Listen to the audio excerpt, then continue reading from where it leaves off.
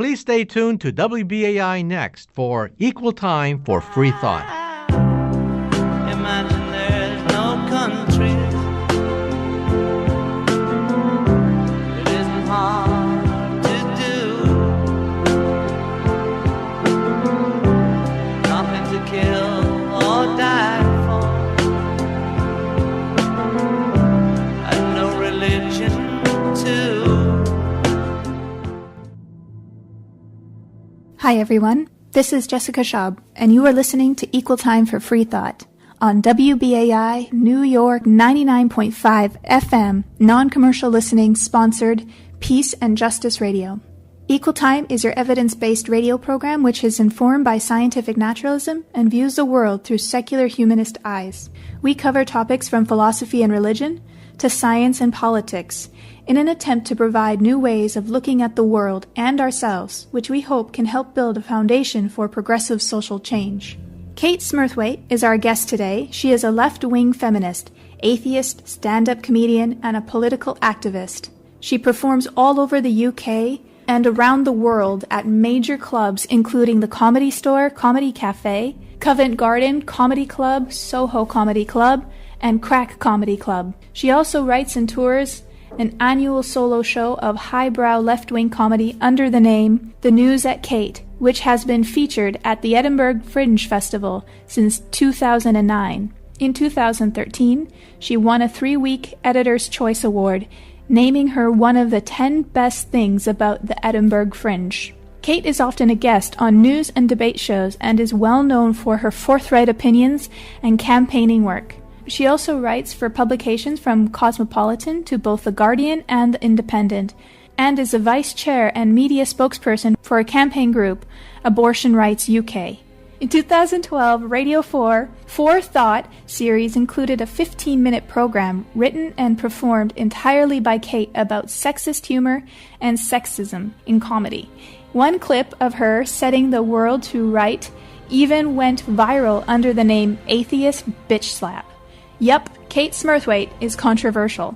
I met Kate in 2015 at a Faith the Faithless event at UCL, and we stayed in touch ever since. I'm a big fan of her work.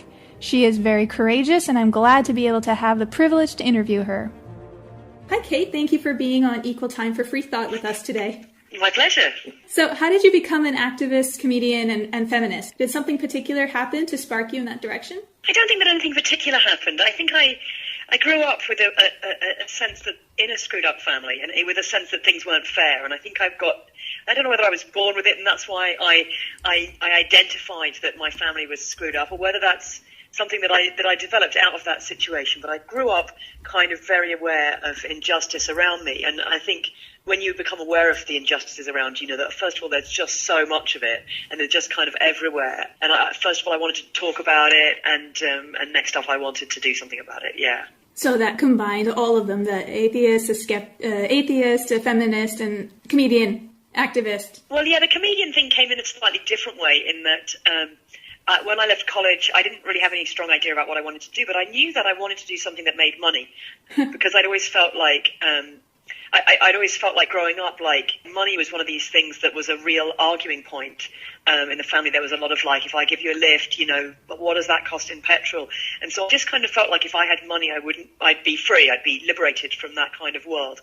So when I left college without much other idea, I just took a job that paid well, which was a job in banking.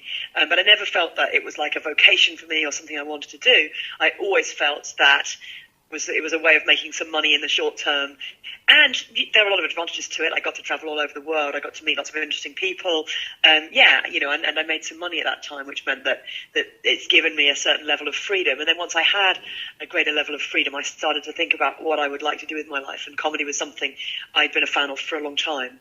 And I just thought it would be fun to be a comedian for a few years. But as soon as I started getting into being a comedian, I realized how sexist the comedy industry was. And there was me thinking that by getting out of banking thinking I was moving away from the sexism, because comedy is inevitably talking about your own life. I mean, it doesn't have to be, but so much of comedy, that's where the humour lies, in digging up what's going on for you, and certainly that's my style of humour. And what was happening for me was, a lot of the time, sexism. So the obvious solution was to start talking about that, and then the two worlds kind of collided, and my activism and my comedy kind of these days are essentially indistinguishable. There is actually some proper science on this, which says that jokes have a bigger influence on people's opinions than facts do, which is terrifying. Wow. But it's also evidence that those of us on the side of truth and justice need to be delivering our message in a humorous way, that we're not really going to win this battle just by being right. We also have to, get people to warm to us and get people on our side. And humour is an incredibly powerful way of doing that. So I think that sometimes there is a situation in which nobody else could go into that world. I do a lot of shows where the audience is kind of drunk, stag doos. I've done shows where people in the audience are shouting out racist things, sexist things, this kind of stuff. And if I was to just kind of stand there and say what you're saying is offensive, well, they just wouldn't go to that show again. But if I can go in there and ridicule them and make them understand why what they're saying is ridiculous and make them laugh along with it and get them to laugh at themselves, then, I think that there is, it makes it sound like I can solve everything. I can't, but it feels like sometimes there is a problem where the way through it is to find some common ground in humour that gives you an opportunity and an opening to people to talk to you, and they'll actually listen for once. Well, that's really brilliant, because it must be very challenging having to do stand-up with such a rough crowd, making all these slurs at you. Well, yeah, weirdly enough, I enjoy it. I really do. And you're not supposed to say that as a comedian. You're supposed to say hecklers are ruining the show and they're not helping and they should stop.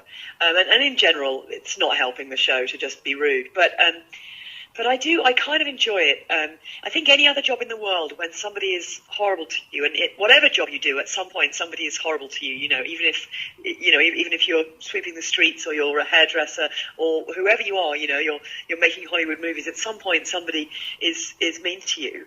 Everybody else kind of has to put up with it. And I have the only job in the world where I can go, hey, you. That's absolute rubbish, and here's why. And I'm going to break it down into 15 steps of why what you're saying is absolute garbage, and here's what's wrong with you. And, I can go as far as I want to or rein it in as far as I want to. I always have that freedom to actually say what I think, because comedy has that. Now, that said, when it's someone who runs a comedy club, I do sometimes have to kind of, zip my lip. Mm-hmm. But when it's an audience member, pretty much I can just jump in and say, no, I'm not having that, and, and spit it out. That's very clever. Can you demonstrate some of your atheist comedy jokes with us?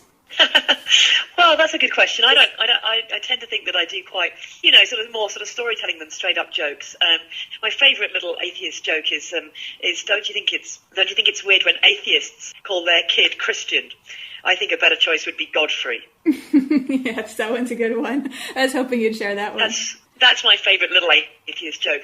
On a bigger point, though, one thing I do in the UK a lot, which is somewhere in the middle between comedy and activism, is I do a TV show called The Big Questions. Mm-hmm. And it's a show where we discuss important questions, right? But for some reason, every single week on this show, the questions are about religion.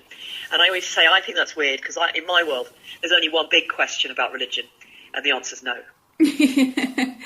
Well, what bothers me about it is just that you're not allowed to think or question outside of it. It just makes me think of, okay, kids, welcome to school. No need to think or study. When we take this test, all the answers to everything is God. So it really closes you off to thinking about anything beyond that. That's what really bothers me about it. Oh, totally. And there's two things. Firstly, there's the things we're not supposed to discuss, like, is religion true? Because we've got to respect people's individual beliefs. But nobody ever says that about other kinds of belief. If you say that, you think, refugees should be sent back to where they came from, I don't just go, well, that's your opinion. I go, no, Jessica, listen to me. These people are escaping from real crisis situations and we need to help them. And, and you might argue back and, we would have a discussion about it. And, I like to think that in the longer term, I would convince you of my point of view because, I'm right. These are people who need our help, and it's actually not going to help anybody around the world to be turning people away. Whereas if you say that you believe there are magic angels that live on the clouds, and if I masturbate, I'm going to go to hell, and if I don't masturbate, I'm going to go to heaven and be with the magic fairies on the clouds, I'm supposed to go, well, I won't challenge that. And you might say, well, that's just your belief, but actually, we talk a lot about whether religion affects other people. We kind of have this sense of like, well, if it's just your privately held belief, then, you should be allowed to have it. But actually, first of all, nobody's belief is genuinely that privately held. But if they were, we wouldn't know about it. But, not only are these things very publicly held, a lot of it is entrenched, even into UK law, and you don't think of the UK as being, some sort of regressive theocracy, but we have 26 seats reserved in the House of Lords for bishops. They're all men at the moment because that's what bishops look like. And and they have reserved seats in our government that makes decisions about everybody's lives. So, the idea that you can keep religion to yourself, but also even if you really, really, really keep religion to yourself, it actually affects you because it affects how you feel about yourself, because pretty much all the major religions teach that you have failed. You are inadequate.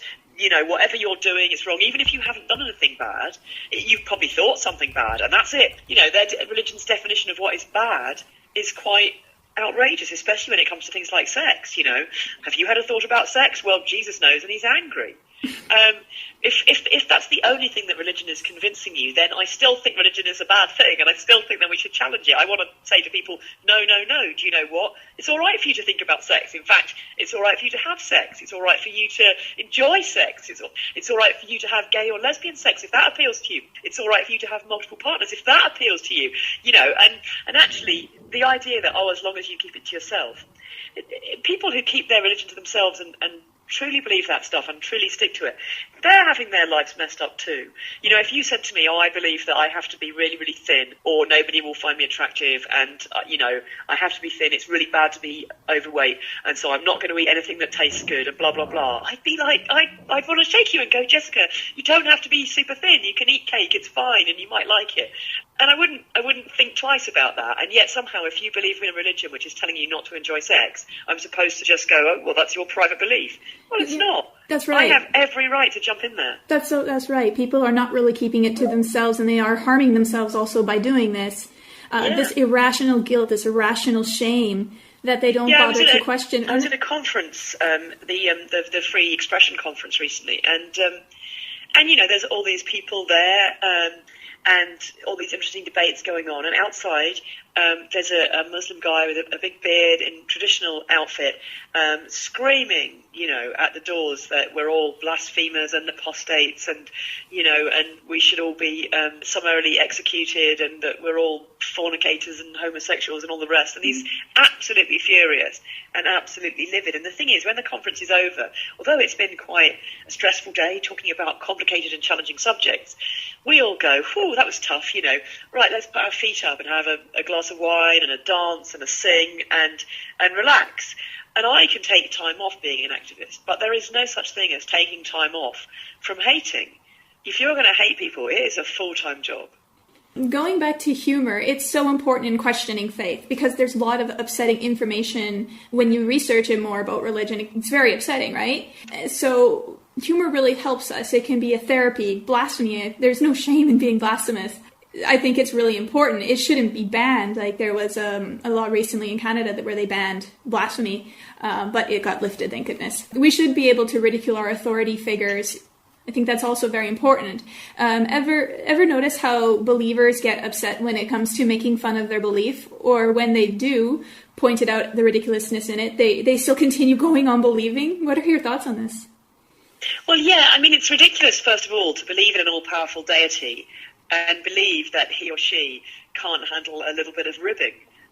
Like, people make jokes about me all the time, and I'm like, yeah, that's a good one, whatever, yeah, okay, you're right, I should buy some drinks, or, yeah, you're right, this hat looks weird, I know, I said I wasn't going to have another drink, and then I had one anyway. My friends would take the mickey out of me all the time for doing things like this, but you're telling me that your all-powerful deity will be offended if I make a little joke?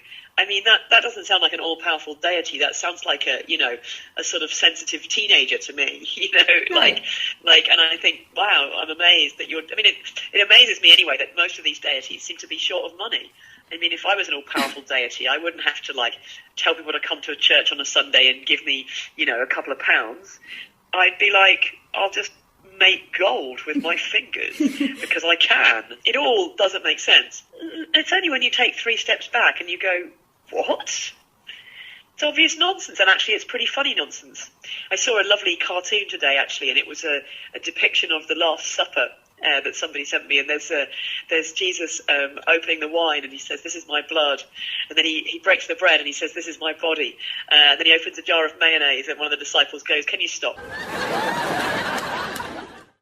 Okay, so what do you think about how people, but especially men, how they're against feminism, this idea they think that it means that women are better than men or more superior instead of being equal? Why do you think it's such a problem for people to grasp? Well, the trouble is that men have had the upper hand for a very, very, very, very long time. They're used to having things their way. And the thing is that having things their way, just because you are the ones with the privilege doesn't mean that your life is easy or simple. Life is not easy or simple. Life is tough, and it can be pretty brutal. Even if you're the King of England, some days you wake up with a terrible cold and you feel awful, and you've got 8 appointments, and you think, "Oh, this is awful." So then you're told, well, you're really lucky. You've got all this privilege over another group of people, and you think that can't be right. So it's that thing, and I think that in terms of how men are in the 21st century, we've got this additional layer on top of that, which is that every TV show you watch, every film, every series, every drama, every comedy, it appears that every guy in these shows, no matter how mediocre or unattractive or unpleasant in some cases, every guy has a gorgeous girlfriend. There's a gorgeous woman for every guy, and she's never, overweight, and she's never over 40, and she's never a bit crazy, and she's never, got issues of her own or a job that she can't get home from, and she never... And then if you look at pornography, which of course guys are exposed to in huge amounts, there's like 6 gorgeous women for every guy. And again, the guys don't have to be attractive or even nice. And there's all these gorgeous, beautiful women throwing themselves at them. And so I think that for at least a slice of the male population, that message has been hammered home too easily. And they have this idea that the world owes them one or more gorgeous women who are going to follow them around and do everything they want and be sexually available at all times without any rough edges or anything. And when the world doesn't do that, they're angry, and they're angry with women, which is so weird, because it's like, why didn't you give me my own personal, gorgeous porn star, sex and housework servant? And the answer is, well, women actually are under no legal obligation or moral obligation to do that. I'm put in mind of Elliot Rodgers. Do you remember the Santa Barbara shooter? Mm-hmm. He made a video. He was very much involved in this extreme end of sort of men's rights activism and that kind of thing. And he went on his shooting spree, saying how angry he was with women. Because where was his girlfriend? Where were the women for him? Where was his opportunity? Where were the women who wanted to have sex with him? And then he went off shooting to try and shoot. And what he did was he pushed out of the way dozens of middle-aged, ordinary-looking, overweight women. He pushed out of the way women of colour. He pushed out of the way women who were anything from sort of like 35 to about 80. And he tried to shoot small, thin, young, blonde women. Yeah. And he was so angry, like, where are the women who, he was so angry with women, in inverted commas, and yet when he went to attack women, he thought that the word woman meant small, blonde, white woman. And he didn't seem to understand that the world is full of women, and they don't all look like they do in the TV shows and the pornography that there were loads of other women that if he really wanted to shoot women, he could have shot another 50 women, but he walked straight past them because in his world, these weren't women, because he felt that the world owed him a woman and that this woman would look a certain way. And it's so, it's such a sort of like dangerous message, this message that the world somehow owes you a girlfriend and she should be everything you ever dreamed of, and also that that's what's good is small and blonde and white and perky, when in actual fact there are loads of middle-aged women of other ethnicities who are a lot of fun and who would be really fun to hang out with, and probably you'd have more fun with if you were actually just open-minded and this kind of stuff. But I think that we've got this small slice of the population who feel like they're owed something by women, and the truth is they're not. You're right, of course, that feminism is about equality, but actually that raises quite an interesting question, doesn't it? If what we're trying to bring to women is equality, that raises the question, equality with who? Because there are lots of guys being treated badly in our system. There are guys with serious mental health problems being let down by the system. There are guys who are homeless. There are guys who are this. As far as I'm concerned, like that's not a good aim. I want to be part of a movement that liberates women and also all those men who are in a bad situation and puts everybody in a better situation. But, you know, that's just me and my idealistic, lefty, dreamer, whatnot. Probably, as the internet says, I just need a damn good seeing too or something. But that's a really good point. But it's so fascinating that they can't see it as just equality. They have to see it as women are trying to say they're more superior than guys and they're threatened by this. And I do think it has to do with the conditioning also of the media, of how women are presented, the stories. We have like Star Wars, for example, to show that why men don't understand consent from a woman. Like if a woman says no, they think it means yes, because their hero in Star Wars, Han Solo, he pushes Leia against the wall and she's clearly not interested in him, and she's like no, he kisses her anyway. She fights him and then she gives in. So they think, okay, this is how girls really are, this is what they're really saying, and becomes a big problem. I grew up, with my mother watching Seven Brides for Seven Brothers, which is a movie that should be called Seven Misogynists for Seven Abductees. I actually watched that anybody's standards, I actually watched that recently. Yeah, it's actually quite disturbing. They abduct all these women for these guys, and they just expect them all to be connected to each one, each brother perfectly, and yeah, it's...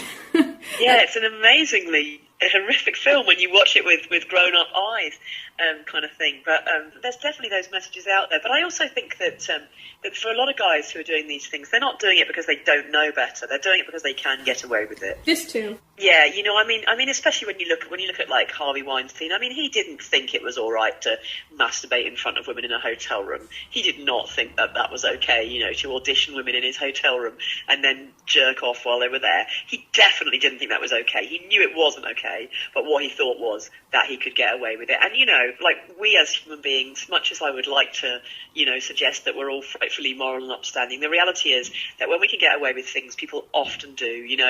Have you read Naomi Alderman's amazing book, The Power? So I recommend this book so much. Weirdly enough, Naomi Alderman was at university with me. I didn't know her super well, but I knew who she was. We had mutual friends. We met a few times. We hung out a little bit in sort of group situations where there are lots of people there. And the sort of general premise is that women discover that they have this power that they can use to control men or to hurt men. And there's just this sort of moment where women realise that they can stop men from doing stuff and this kind of stuff. And the world, of course, changes overnight, the way people behave in front of each other. It's that thing where I used to joke, people would say, what kind of feminist are you? And I always used to say, I'm a unity feminist. I just think that we have more in common than the differences. I'm not interested in looking at the differences. I'm interested in looking at the things we all agree on and moving forward. But nobody else would be a unity feminist. So I was always the only one, which seems like missing the point of being a unity feminist. So then I decided that I was an open carry feminist, which is obviously a joke, but it's based on the open carry movement in the US, which is right-wing people who want to not only carry a gun all the time, but to carry it openly and visibly. Of course, I'm joking and I'm stretching a point to make a point. But, if all women openly and visibly carried a firearm, I don't think anybody would mansplain stuff to you. That would be the end of people, looking down your cleavage instead of making eye contact. I mean, it would take about a week for the way that men treat women to just sort of change in an utterly revolutionary way. So not too long ago, you have given talks about sex and about the intersex between atheism and feminism for student groups. Can you tell us more about that? Well, it's... so I was reading a couple of stories about guys who had been accused of rape. One would be Julian Assange, and one was George Galloway, who is a British politician. And then when they were sort of talking about this, their sort of defence was this... George Galloway said that he didn't think he needed to ask for permission. And this is a direct quote, right? He said, prior to every insertion, right? Which is just like... And Assange said similar things like, I got consent early on and I didn't, and then basically his point was that he already had consent for one thing and he thought that it was valid for another thing. And my question was this, how bad is the sex that these guys are having? Let's forget about the crime. That's a legal matter and, I think they're both as guilty as all hell, but there you have it. But let's just look at the sex itself. Let's take them at their word. When I am having sex with someone, I would say most of the time, we're making eye contact. And if I didn't say anything or make any noise for 30 seconds, my partner would stop and be like, are you okay? What's going on? Are you all right? Because for two reasons. Firstly, because he wants to know what's going on, but more importantly, because he wants to please me. Like, that's what he's trying to do, is to please me. And if you're not trying to please the other person, you're not really having sex. You're kind of masturbating with an aid. The whole point of sex is that it's an interaction. The idea that you could be not sure whether the person in front of you wants to have sex with you, like, if the answer isn't that they clearly enthusiastically do and they're having a great time, then why are you persisting with this? What are you getting out of this? For me, there's something quite sinister in there. And so that was where I kind of started from. But it's sort of grown and grown. And now at the moment I'm touring a show called Fornicatress, which is about about kind of my own sex life. And normally I do shows which are more political, which are sort of to do with what's going on in the news and this kind of stuff. But this year's show, I wrote something very personal, because when I'm on TV and radio talking about stuff, I talk a lot about women's issues. And so there's another thing, which is that whenever women talk about their appearance, their lifestyle, anything like that, for some reason TV interviewers are contractually obliged to say, what does your partner think? Because it's no good me saying, oh, personally I don't shave my armpits. What does your partner think? Well, sorry, these are my armpits. My partner does what he wants with his armpits. I shove his face in them. Yeah, exactly. He can do as he wishes. He can leave. He can show up. I don't maintain a series of personal grooming habits that are deliberately intended to fit a set of requirements made by the men of the universe. But what actually happens is they say, what does your partner think? And I say, well, I have several partners. And then they have a complete panic and switch my microphone off because I think I'm going to say something that's too rude for TV. Mute Kate's mic, hurry, quick. Yeah, quick. And the next item, anyway, now the weather is totally what happens. And so I'm kind of out about being polyamorous, but I never really talk about it in any detail. I only ever, I mention it in passing, and nobody ever comes back to it and says, actually, that's really interesting. Actually, I'd like to talk about that. So this year I thought, for a change, I would write a show about polyamory. And it's fascinating, because I've never written a show where I've dragged up quite so much of my personal life on stage. And I'm quite an honest kind of performer anyway, but this show is really, there's things I tell the audience, then afterwards I'm like, okay, can't believe another 100 people know about that then. Yeah, I'm too honest to it. Always gets me in trouble. I don't think polyamory is for everyone, but I do think that there are two kinds of monogamous people. There are the ones who are monogamous because they think it's the only thing you can be, and there are the ones who are monogamous because they've looked at the options and they've decided it's the best thing for them. And and if people have made a clear decision that that's what they want, well, great, good for you. And that comes from a place of knowing what you want and going after it. And you don't have to always want the same thing, and you can experiment, and you can change how your relationship structure works or whatever. And on the other hand, if you're doing monogamy because you think that that's what you have to do, because that's what your mum did and your dad did and that's what your grandparents did and that's what everybody does, and it's weird and it's not normal to do anything else, well, that's not a recipe for a great relationship, is it? I'm here with you because I believe that, and this is often religion pushing this as well, I believe that God won't allow me to have fun with anybody else, so I have to stay with you. You're the person who God has allocated for me, and it doesn't matter how much you infuriate me and annoy me, and in some cases, abuse me. I'm stuck with you. That's not a great... It's not good for either partner. I don't want anybody to spend time with me because they're not allowed to be with anybody else. I want people to spend time with me because, yippee, I want to be with Kate. She's the best. That was a point I was trying to make in an earlier question, was that a person might be able to see that some wrong things in their belief, but protect others or continue to not see that, or they're able to laugh at some things, but then they'll continue to believe their belief, even though you point out the ridiculousness. Yeah, I'll quote you one of my favourite comedians. There's a lovely Swedish comic called Fredrik Andersson, and he says, I'm not religious as such, but I do think there's something out there that hates gay people. Oh, wow. I just love that. It's like, yeah, exactly. It's like amazing that you can shake off so many layers and then still, but people say it all the time, there's something out there, or, I do believe in karma. Oh my gosh. Or astrology. Yeah, I don't believe in any of that, flim-flam, but astrology is definitely true. It's like, oh! Or the Pope. No, is it? I've had a cold recently, and people have been telling me, try a sip of whiskey, drink a little whiskey, that'll cure your cold. And I'm like, if whiskey cured colds, they would write that on the label. it would say also cures colds. Like, it patently doesn't. In fact, we all know that whiskey, in fact, like, your body has to process whiskey to get it out of your system. Alcohol is hard work for your body to process, and it makes you more tired. And in fact, I mean, I have very little tolerance for alcohol when I'm well, and I definitely can't manage to drink whiskey when I'm ill. Yeah. And yet these are people who, if I said, I've made a voodoo doll and stuck a pin in it, they'd be like, well, that's ridiculous. But somehow, yeah, right, if that worked, we'd have done a, proper peer-reviewed, scientifically significant test with a control group and blah, blah, blah.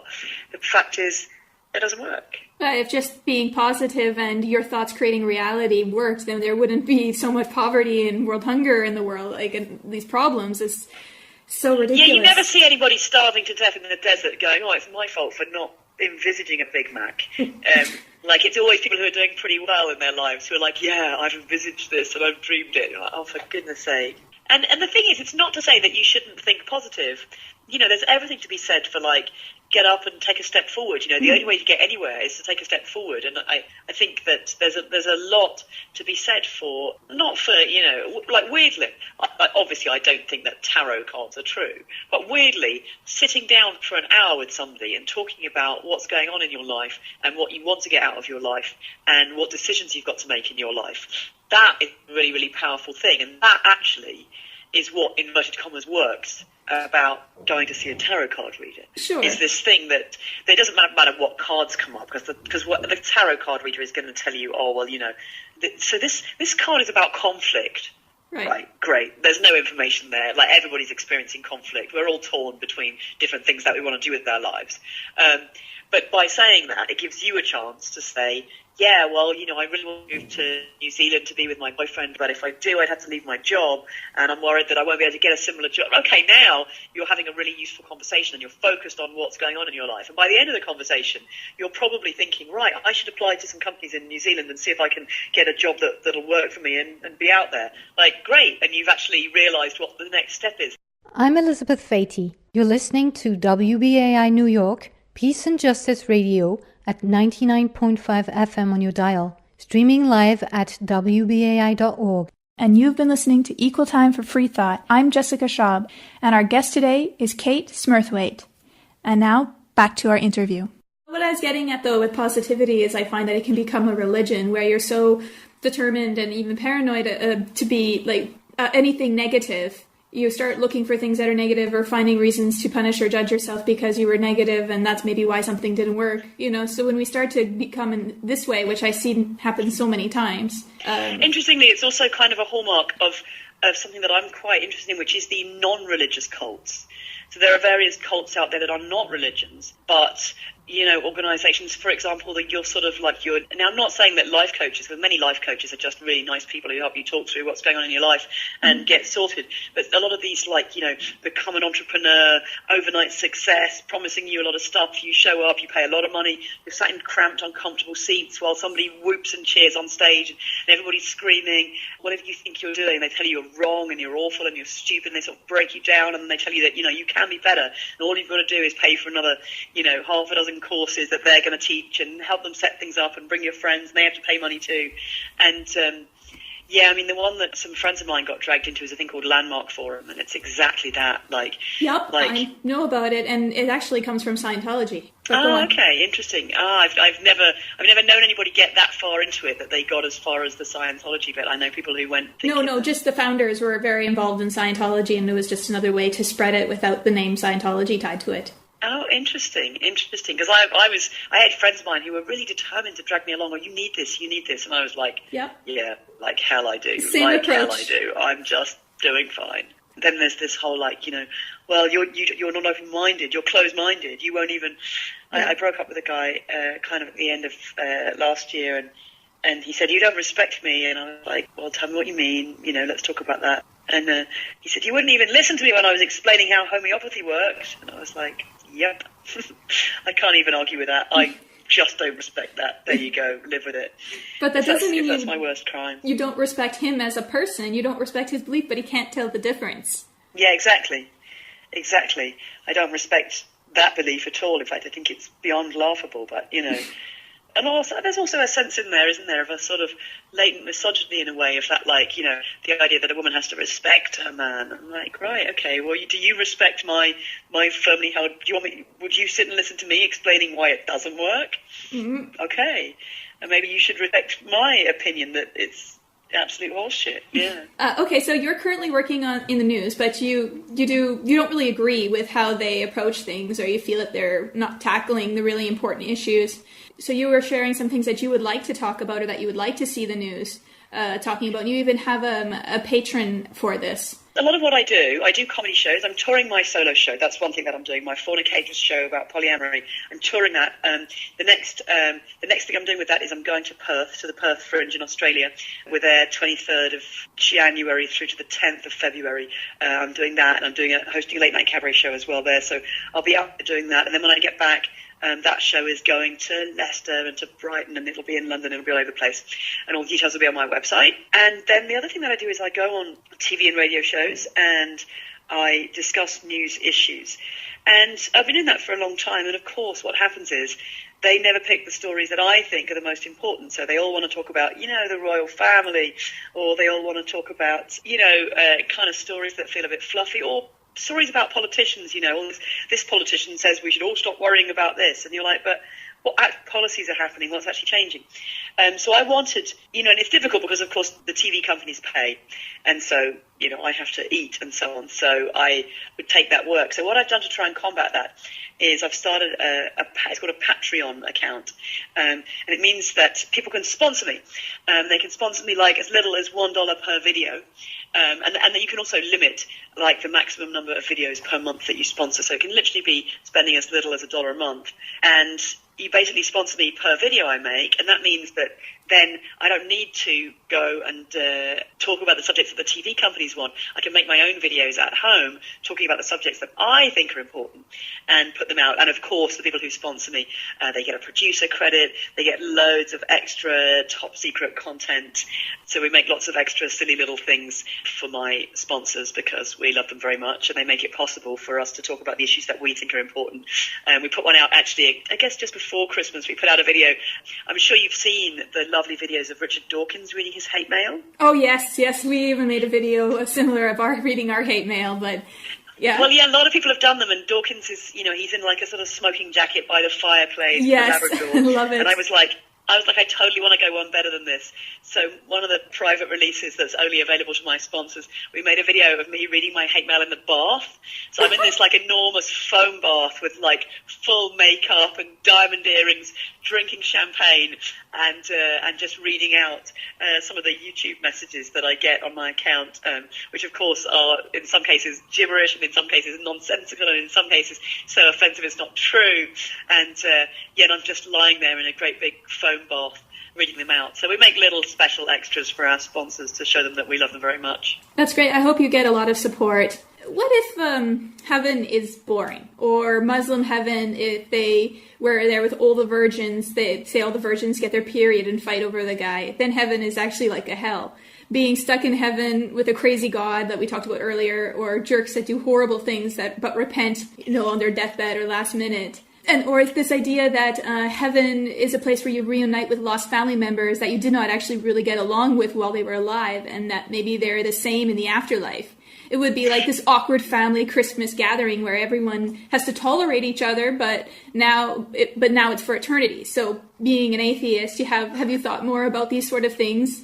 Well, in the long run, go ahead. Because it lasts for eternity, heaven and hell ultimately are the same place. I think so. Two sides to the same coin. However hot and uncomfortable hell is, after eternity, you get used to it. You become immune to it. You obviously won't burn anymore because you've already burnt as much as you're going to burn. In fact, it probably takes you about a day to be as burnt as you can be burnt, and then that's it. There's no further issue that can come from there. And then, you know, however wonderful and lovely heaven is, whatever delicious food it's laid on, well, you'll be bored of eating that within a few months. And whatever lovely people are there, well, you'll hate them within a few months. And, yeah, I mean, they would have to keep people entertained for eternity. God would be like building fun fairs and theme parks and changing them around and organising sports and like, oh my goodness. I mean, if God is really capable of being that entertaining and keeping us that entertained, why doesn't he make an effort on Earth? Because, a lot of people are really having a rubbish time. Yeah, so ultimately heaven and hell are the same place. They have to be, because at the end of eternity, your emotional state is going to be the same. You've become kind of immune to it. You've gotten used to the boredom. You've gotten used to everything being, one way, and you just become kind of, numb to it, I guess. But that's just another reason why this concept is just obvious nonsense. But I find it so interesting that people who are striving so much for a heaven, they don't think in this way. They don't really think rationally, what would it be like? With all the information they have of, okay, we'll be reunited with our loved ones again. Maybe I didn't get along so well with them. Will they have the same personality? This was the point I'm trying to make. Or even a Muslim, I'm going to be with the huge amount of virgins. And like I said, what if they all start fighting with, over me? Then immediately it's just, I don't know. I just find it funny how I stay in a bubble with it. Maybe it's heaven for this guy who gets to be with all these virgins, but are they enjoying this? I mean, for a lot of people, losing their virginity is not a lot of fun. No, that's the other thing. Who cares? And is their virginity going to pop back in every day, and then they're going to lose some of them? What?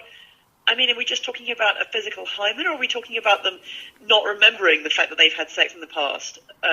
Or are they just going to die and there's going to be more virgins? I mean, where's this never-ending fountain of virgins? It's the whole thing. Although I believe there are some people who believe that that's a mistranslation in the Quran, and you'll actually get 72 raisins. That would be funny. Oh, sorry, you're in heaven. That was a technicality. It's actually this. Yeah, and they hand you a small bowl of dried fruit, and you're like, I'm sorry, I was looking for... Again, it's the same magical thinking that we were talking about earlier with TV shows and pornography. This virgins. Well, maybe virgins are... Some of them are overweight, and some of them are unattractive, and some of them are over 30, and some of them are under 15. And hold on a minute, how many of these people do you actually want to have sex with? This is quite a weird world to be creating, and goodness only knows whether the women who've met the same exacting standards will be getting 72 virgin guys, because I'm thinking very little. I'd be less impressed by these sort of horny teenagers, who are going to last about 30 seconds each at most. What a strange thing to be aspiring to. Yeah, no girls definitely, we don't aspire for having 17 male virgins. Oh my gosh, just great. So there was this question that you were asked: why be controversial? Because we can be. Otherwise, it's a waste of our freedom.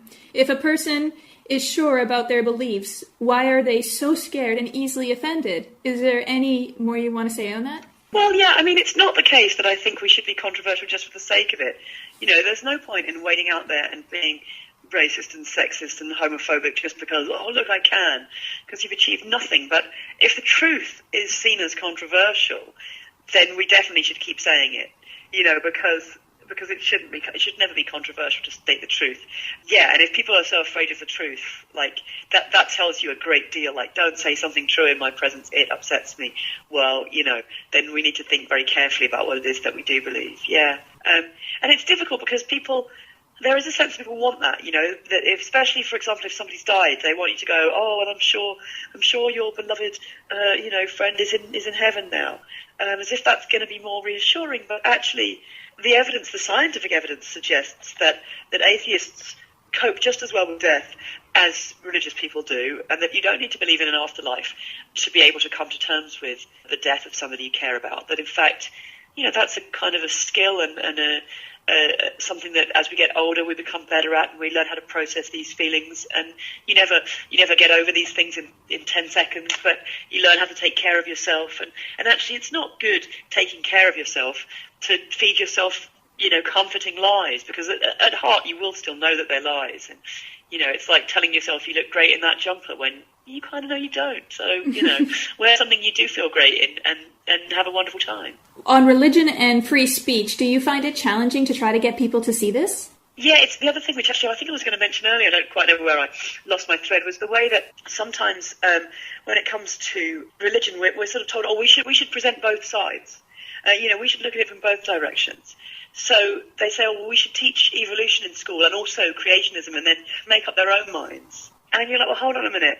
Yeah, we should teach both of those things in school, but one in science class and one in mythology. Mm-hmm. Because when we start teaching people mythology as though it might be true, as though it is reasonable to think it's true. That's, I think, where we come out. When you hear two strongly opposing points of view, it's very easy to feel like, well, the truth must be somewhere in the middle. And I feel like sometimes that's actually what politicians do. Like, right-wing politicians will drag the discussion so far to the right that you're going, well, I think we should only shut down some of the hospitals. Like, no, hold on a minute. I think we should shut down none of the hospitals. No, I don't. I think we should open more hospitals. That's what I think. But you realise that the conversation has been dragged so far away from its starting point. And weirdly, when I worked in financial services, there was actually an expression for this. We used to call it the Mexican telcos solution, because there was a period, I think in the 80s, when the Mexican telecom sector just crashed and crashed and crashed and crashed and crashed. And so if you wanted to make something look good, you would just compare it to the Mexican telecom sector. And by comparison, it would look great. And so there's that thing of, like, in what context can I present this so that it'll look like it's a good idea? And we talk about, like, a range of possible outcomes, but we'd only show you a range of outcomes that ranged from very, very good to a little bit bad, rather than a more honest range of outcomes that ranged from super bad to super good. And so there is this sense of, like, how do we present these arguments? And this is what's dangerous, even about shows like The Big Questions, when we're there going, so do you think we should perform exorcisms on children? I think we shouldn't. Why is this a discussion? How can there possibly be any reasonable points on one side of this discussion? And in a way, having the discussion, and having it once is fair enough, but continuing to have it when the answer is clear, it's like those people saying, but are cigarettes bad for you? Is global warming real? Those questions are straightforward and they're factual, and we don't need to discuss them. We need to discuss the questions, how can we encourage people, empower people to give up smoking, and how can we deal with the consequences of global warming and prevent it going any further. So what do you see as the biggest challenge in your work so far? I think the biggest challenge I face is straightforward misogyny, actually. It's not this thing of, like, it's not a case of guys thinking, like, or, men who run comedy clubs not wanting to promote women. What it is to do with what I would call the problematization of women. And I think we see it in all walks of life. It's that way that as a guy, you can get something wrong, or you can do something that not everybody agrees with, or you can say something that's controversial, and people go, oh, interesting, challenging, I disagree, or I wouldn't have done that. But somehow you're allowed to carry on being you. It's considered to be, a one-off thing.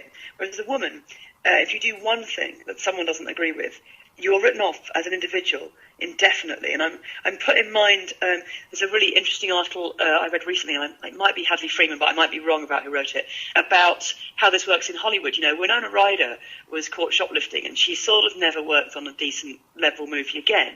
Whereas Mel Gibson has committed all sorts of horrific crimes and done all sorts of awful things, and yet he was starring in what certainly in the UK was the most popular Christmas movie this year.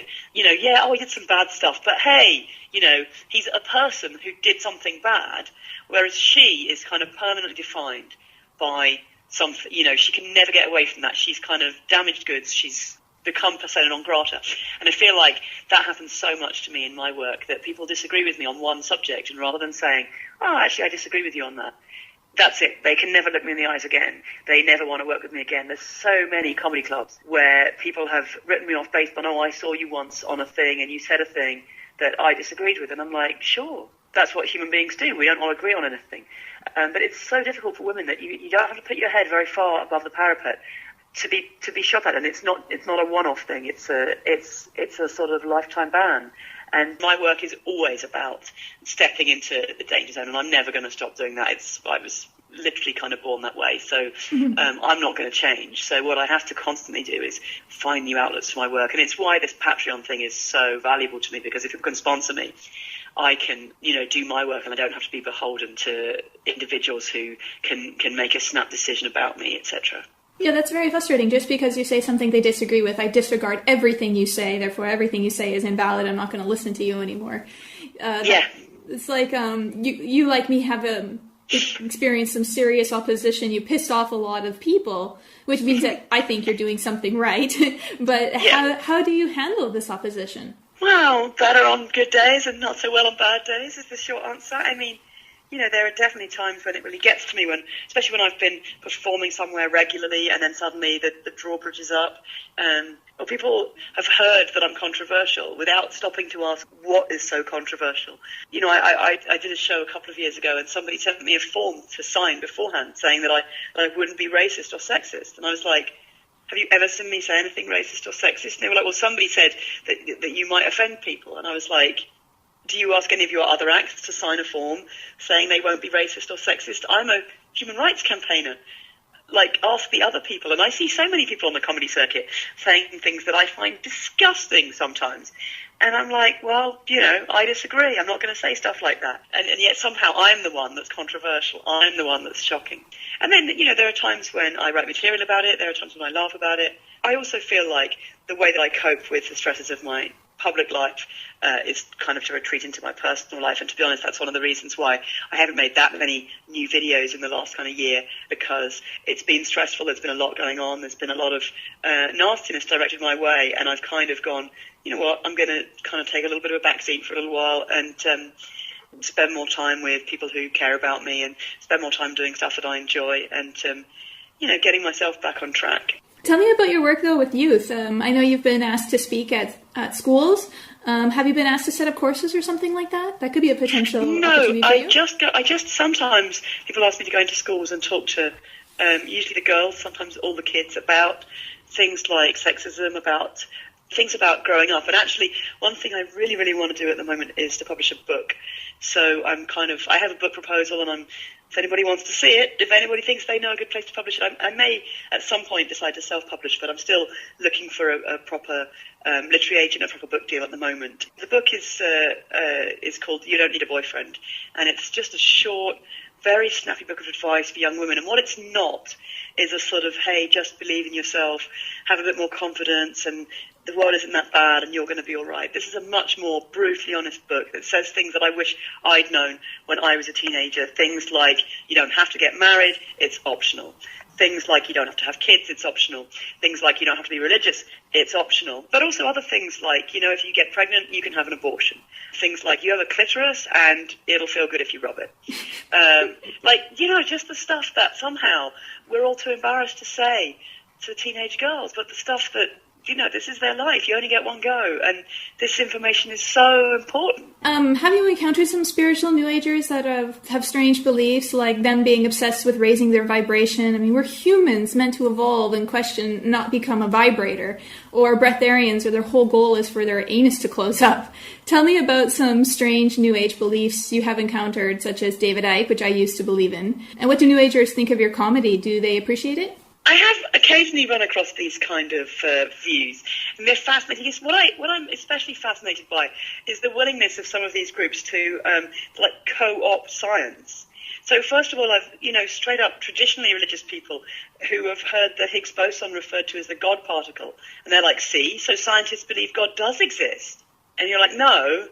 It's not called the God particle because it's proof that God exists. It's called the God particle because it explains some phenomenon which we haven't previously been able to explain, and therefore, in a sense, that's what God does. It is, historically, he was a figure who explained things that we weren't able to explain, and that's why we use that term. They're like, well, and it's the same thing when people talk about matter being a wave as well as a particle. They're like, you see, it is about vibration. And you're like, yeah, but this vibration is happening like millions of times faster than any vibration that you can feel or sense or detect.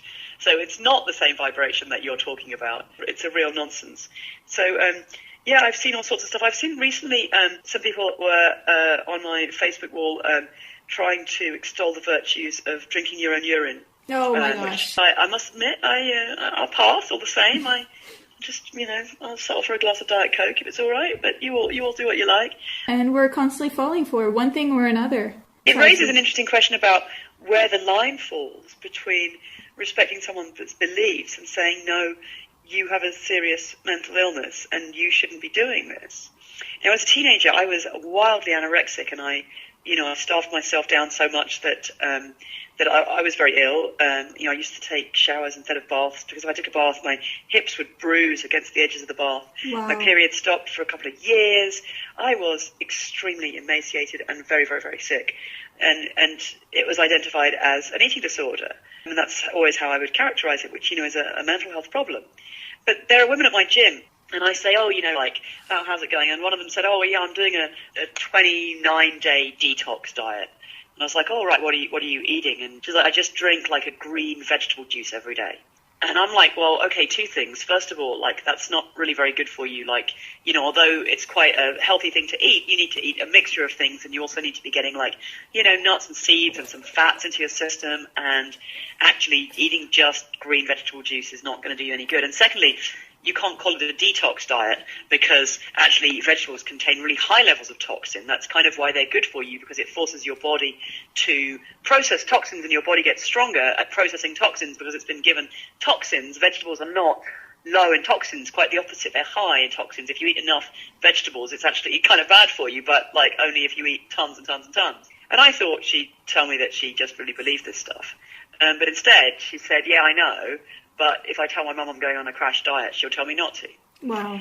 And so she was literally using this gobbledygook about vegetables and toxins to pretend she believed in it, to justify a crash diet, which, is an eating disorder. I don't see any, that's exactly what I was on for a couple of years, an extreme crash diet. Huge, this woman. She's not desperately in need of losing weight. She's a pretty healthy weight. She wants to be thinner. And, sorry, but that is a mental health disorder. And she's using this, new age toxin detox vegetable juice gobbledygook to justify it and to get away with it. And I find it fascinating to try to figure out at what point do I respect someone's beliefs, and at what point do I go, no, that is a mental health problem. If you believe something that patently and obviously isn't true, then somebody should stop you. If you believe you can fly and you want to jump off a building, I'm not going to respect your belief. I'm going to stop you. And if you believe that you can live on drinking your own urine, should I respect your belief or should I stop you? Because in the long run, it's just as dangerous as jumping off a building. Yeah. What about those people who believe that somebody commits a crime, they should have a hand cut off? If you want to cut your hand off because you think that you're a bad person and you want it removed, I'm going to stop you. I'm not going to say that's your belief. I'm going to stop you. But somehow, if you want your hand cut off because Allah says you're a bad person, I'm supposed to respect your belief? Well, I do not. If you believe that you're wrong and you're sinful and everything you do makes you a bad person and you were born a bad person, well, actually, you need help, don't you? That's called low self-esteem, and I don't really care whether you have low self-esteem because you have low self-esteem, whether you have low self-esteem because Jesus told you to.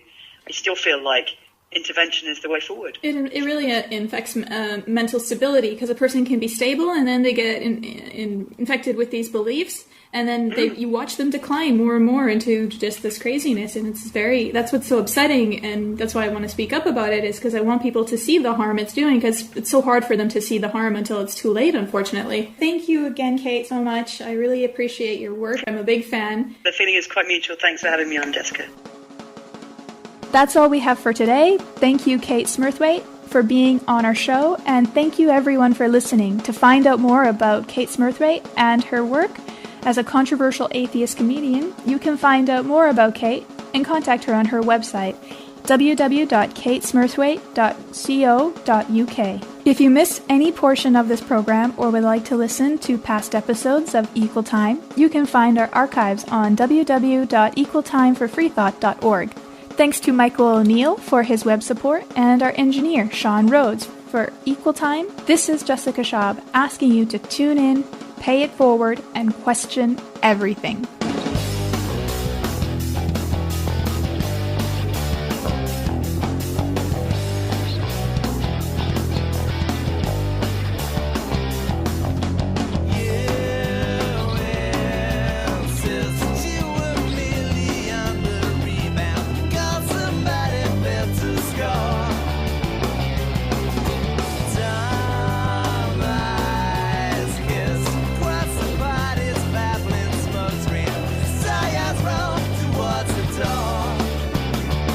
Watched you out. She can't walk down. I thought wherever she's thinking of, I've got to find her. I got on with you. I got off with you. I got down with you. But you never sent me lunch at Einstein's Diner.